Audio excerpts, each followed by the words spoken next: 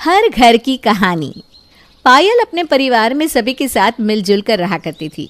उसके घर वाले पायल को काफ़ी मानते थे, लेकिन पायल से भी ज़्यादा उसकी जेठानी कविता को प्यार मिलता था, क्योंकि वो घर की चहेती और लाडली थी। लेकिन क्यों? चलिए देखते हैं। कविता बहू, अरे ओ कविता बहू, देख तो आज प्रेम सिमर को घर से निकाल ही देगा।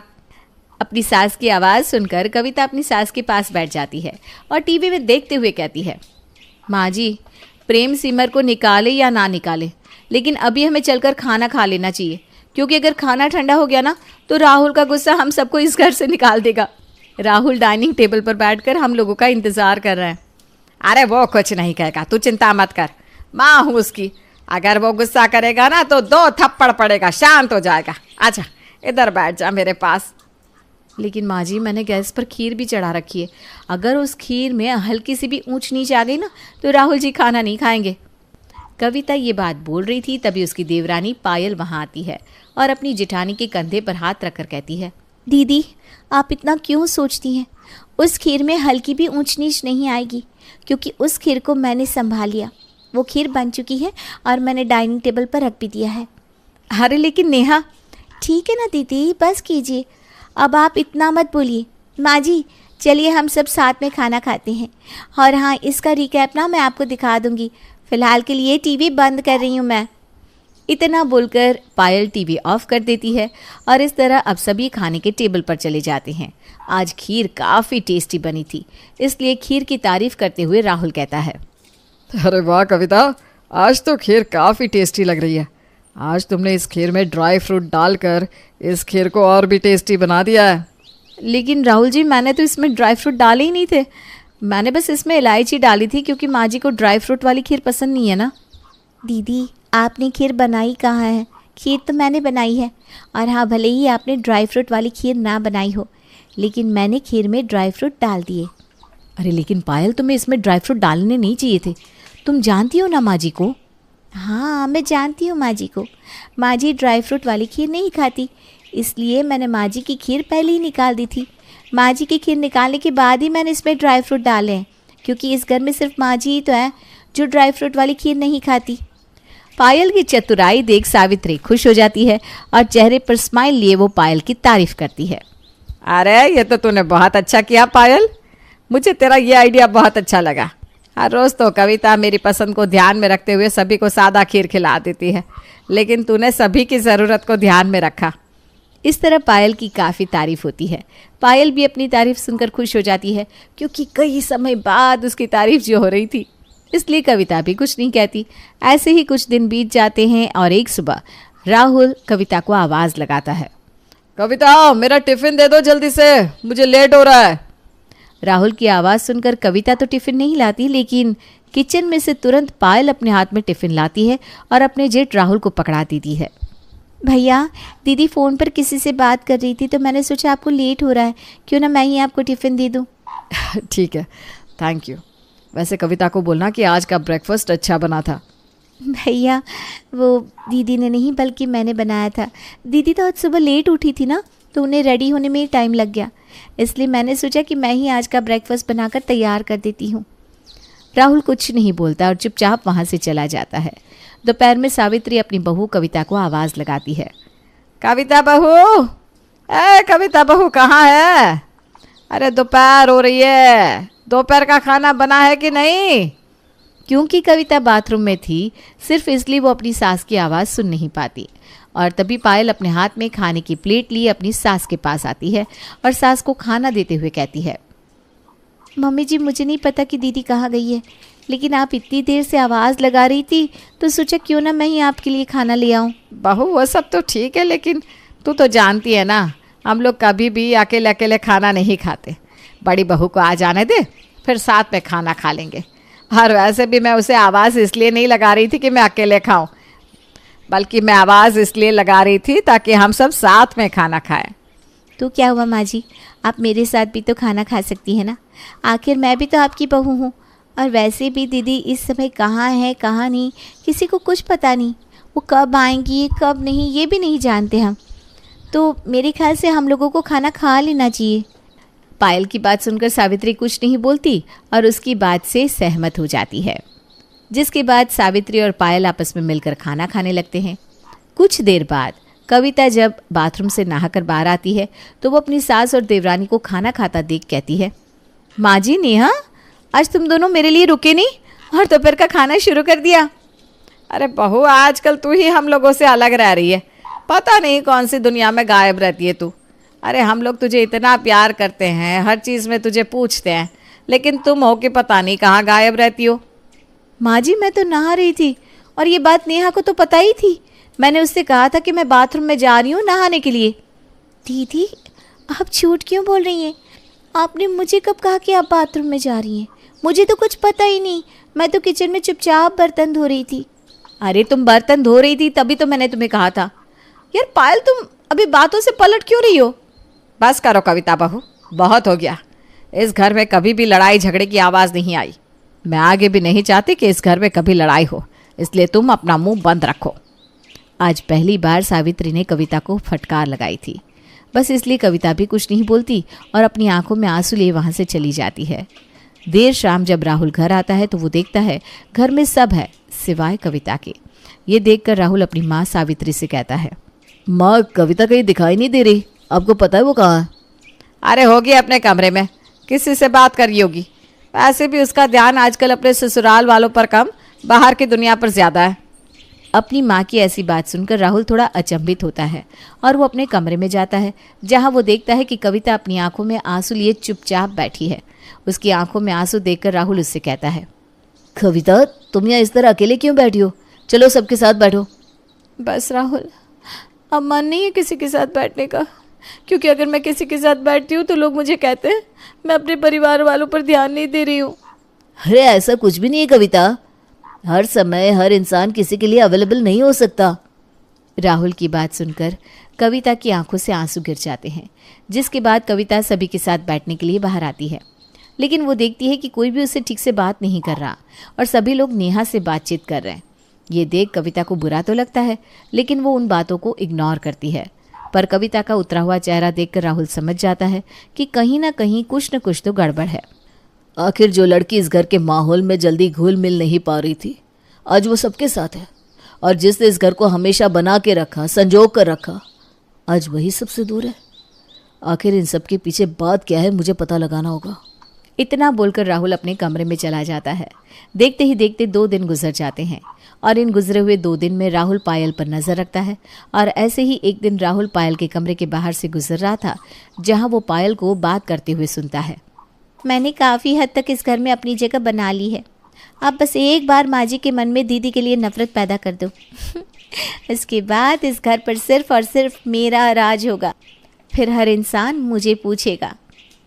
पायल ये बात बोल रही थी कि तभी राहुल उसके पीछे जाकर खड़ा हो जाता है और जैसे ही पायल पीछे पलटती है, राहुल को देखकर डर जाती है। भैया आप यहाँ क्या कर रहे हैं? पायल देखो, मैंने सब कुछ सुन लिया है, इसलिए तुम मुझसे झूठ बोलने की भूल बिल्कुल भी मत करना। सच सच बताओ, आखिर तुम ऐसा क्यों कर रही हो? क्यों कविता की इमेज घर वालों के सामने डाउन कर रही हो? आखिर वजह क्या है ऐसा करने की? मैंने किसी की कोई इमेज डाउन नहीं करी और ना ही मैं किसी का क्रेडिट ले रही हूँ। देखो पायल, मुझे सब पता है तुम क्या कर रही हो और क्या करने वाली हो। अगर तुम चाहती हो कि मैं किसी को कुछ ना बताऊं, तो तुम मुझे खुद ब खुद सारा सच बता दो। नहीं तो अगर ये बात माँ तक पहुँची तो तुम अच्छे से जानती हो कि माँ तुम्हारा क्या करेगी। बड़ी मुश्किल से तुम उनकी नज़रों में अच्छी बन रही हो ना, कविता को बुरा ठहरा कर। ज़रा सोचो, जब उन्हें पता चलेगा कि तुम जानबूझकर ऐसा कर रही हो तो उन्हें कैसा लगेगा? राहुल की बात सुनकर पायल अब उसको सच बताने पर मजबूर हो जाती है और रोते हुए सारा सच बता देती है। हाँ, मैंने जानबूझकर दीदी की इमेज माँ जी के सामने गिराई। जानबूझकर मैं दीदी का क्रेडिट लेती थी। काम दीदी करती, क्रेडिट मैं ले जाती, क्योंकि मुझ पर किसी का ध्यान ही नहीं था। मैं सबके लिए चाहे कितना ही कुछ क्यों ना कर लूँ, लेकिन फिर भी सब दीदी को ही पूछते थे। आखिर क्यों? क्या मैं इस घर की बहू नहीं हूँ? तुम इस घर की बहू हो पायल, लेकिन सोचो अगर तुम्हारी जगह कविता होती है और जैसा तुमने कविता के साथ किया है वैसा वो तुम्हारे साथ करती, तो तुम्हें कैसा लगता है? कभी सोचा है? जिस कविता ने इस घर को हमेशा जोड़ कर रखा, आज उसके ऊपर ये इल्ज़ाम लग रहा है कि वो इस घर का ख्याल नहीं रखती। अगर तुम्हारे ऊपर ऐसा इल्ज़ाम लगाया जाए तो तुम क्या करोगी? क्या तुम्हारा यहाँ इस घर में रहने का मन करेगा? नहीं ना। अरे तुम्हें लोग नोटिस नहीं करते, तुम पर घर वाले ध्यान नहीं देते, तब तुम्हें इतना बुरा लगता है। और तुमने इतना बड़ा कदम उठा लिया तो सोचो उस औरत पर क्या बीत रही होगी जिसने तुम्हें अपनी छोटी बहन समझा। अरे वो तो तुम्हें अपनी बहन समझती है, उसे कितना बुरा लगेगा जब उसे ये बात पता चलेगी कि उसकी छोटी बहन ने उसको हर किसी के सामने बुरा बनाया है। राहुल की बात सुनकर पायल की नज़रें शर्म से झुक जाती है और वो राहुल से माफ़ी मांगती है। भैया आप सही कह रहे हैं, मैं ही गलत हूँ। हो सके तो मुझे माफ़ कर दीजिए। मैं आगे से ऐसी गलती नहीं करूँगी जिससे कविता दीदी बुरी बने। लेकिन मैं आपसे एक विनती करती हूँ, मेरी इस बात को कभी किसी के सामने मत लाना। पायल राहुल से वादा करती है कि आगे से वो कविता का क्रेडिट नहीं लेगी और बदले में राहुल भी पायल को वादा कर देता है कि वो भी उसकी इस बात को किसी को नहीं बताएगा। और होता भी कुछ ऐसा ही है। पायल अब सुधर जाती है, जिसके बाद एक बार फिर उसका घर पहले की तरह हो जाता है। अनुराग बहुत सुलझा हुआ लड़का है। उसकी 3 छोटी बहनें हैं, नमिता, काव्या और सौम्या। अनुराग के माता पिता नहीं हैं, इसलिए उसने अपनी बहनों को माता पिता की तरह पाला है और उनकी हर ख्वाहिश पूरी की है। एक दिन नमिता अनुराग से कहती है, भैया आप शादी कर लो, आप हम सबसे बड़े हो, आपकी शादी पहले होनी चाहिए। नहीं, पहले मैं तुम्हारी और काव्या की शादी करूंगा, उसके बाद मैं अपनी शादी के बारे में सोचूंगा। और अभी तो सौम्या को भी पढ़ाना लिखाना है, उसे डॉक्टर बनाना है। भैया आप कभी भी अपने बारे में नहीं सोचते, हमेशा हमारी फिक्र लगी रहती है आपको। अब तुम मेरा बातों से ही पेट भर दोगी या कुछ खाने को भी दोगी? दुकान पर जाना है, चलो देर हो रही है मुझे। आप और आपकी दुकान, बैठकर 2 घड़ी बात भी नहीं करती। नमिता अनुराग को नाश्ता दे देती है और अनुराग अपनी दुकान पर चला जाता है। अनुराग ने बहुत मेहनत करके दुकान और घर खरीदा है। इसी दुकान से तो अनुराग का घर चलता है। एक दिन अनुराग के चाचा उसके पास आते हैं। और कहो बेटा अनुराग, कैसे हो? तुम्हारी 3 बहनें कैसी हैं? सब ठीक है चाचा जी, बस नमिता की शादी करने की सोच रहा हूँ। आपकी नज़र में कोई अच्छा लड़का हो तो बताना। अच्छा हुआ जो तूने मुझे पहले ही ये बात बता दी। अब कल ही किशोरी लाल जी मिले थे, वो भी अपने लड़के के लिए अच्छी और संस्कारी लड़की ढूंढ रहे हैं। अगर तुम कहो तो बात करूं? हाँ हाँ चाचा जी, बात कर लो आप और जल्दी से ये रिश्ता पक्का करवाओ। लड़की के परिवार वाले नमिता को पसंद कर लेते हैं और अनुराग को भी लड़का पसंद आ जाता है। शादी की तारीख भी पक्की हो जाती है। लेकिन एक दिन अनुराग के चाचा उसके घर आकर कहते हैं, कैसे चल रही है शादी की तैयारी? बहुत अच्छी चाचा जी, कार्ड तो लगभग बढ़ चुके हैं। बेटा एक जरूरी बात करनी है तुमसे, सोच रहा हूँ कैसे करूँ। अरे चाचा जी, आपको मुझसे बात करने के लिए भी सोचना पड़ता है, आराम से बताइए क्या बात है। वो क्या है ना बेटा, शादी के लिए किशोरी लाल जी ने एक शर्त रखी है। शर्त? कैसी शर्त? उन्हें दहेज में 25 लाख रुपए चाहिए बेटा। क्या 25 लाख रुपए? लेकिन चाचा जी उन्होंने पहले तो ऐसा कुछ भी नहीं कहा था, अचानक से। मुझे तो समझ में नहीं आ रहा, मैं इतने कम समय में इतने सारे रुपयों का इंतजाम कैसे करूंगा।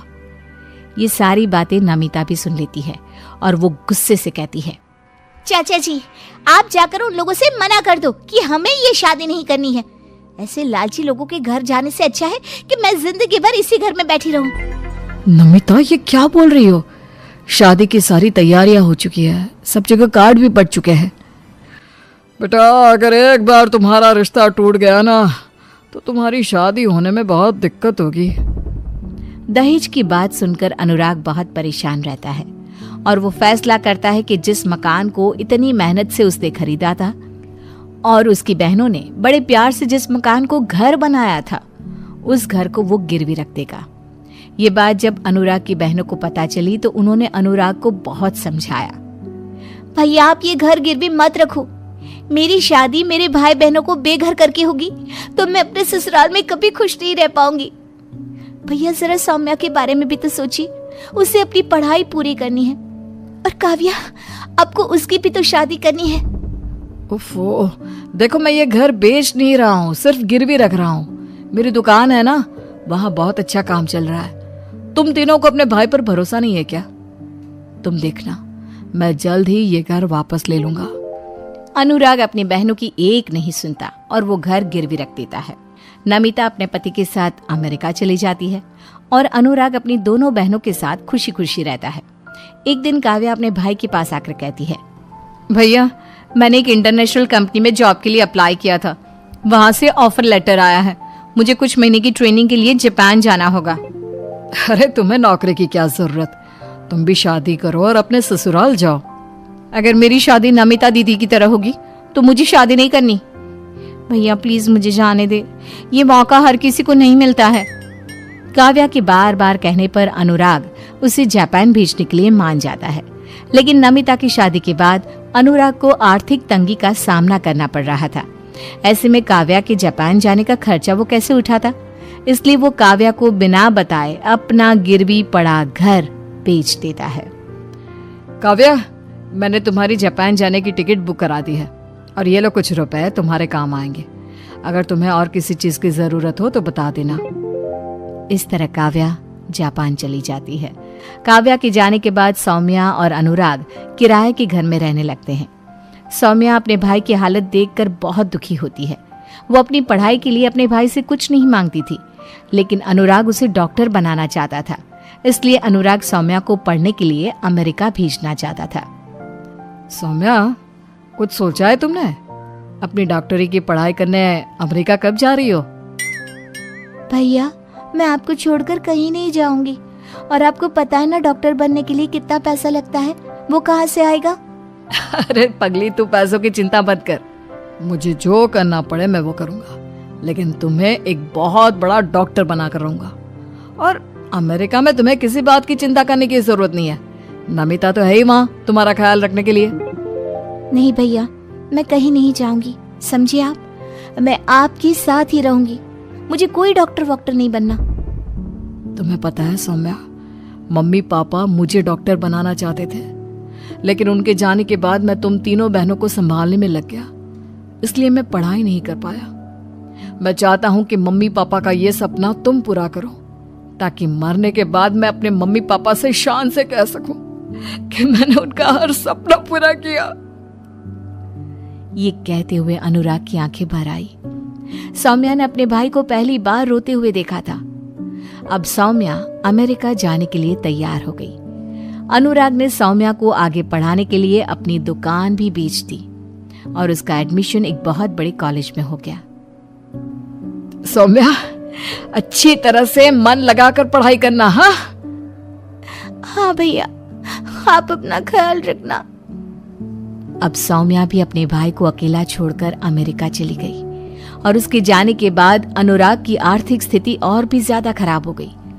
वो मेहनत मजदूरी करके बहुत मुश्किल से 2 रोटी का इंतजाम कर पाता था। किराया समय से ना देने पर उसके मकान मालिक ने मकान खाली करवा दिया। अब वो फुटपाथ पर रहने लगा। उसकी बहनें उसे फोन करने की बहुत कोशिश करती, लेकिन फोन में बैलेंस ना होने की वजह से उसका फोन भी नहीं मिल पाता था। तीनों बहनें अपने भाई के बारे में ही सोचती रहती। भैया, मेरी वजह से आपको बेघर होना पड़ा, उसके लिए मैं अपने आप को कभी माफ नहीं कर पाऊंगी। भैया, मुझे आपकी बहुत याद आती है। जैसे ही मेरी ट्रेनिंग खत्म होगी मैं आपके पास आ जाऊंगी। भैया, मैंने आपको कई बार कॉल किया, लेकिन आपका फोन बंद आता है।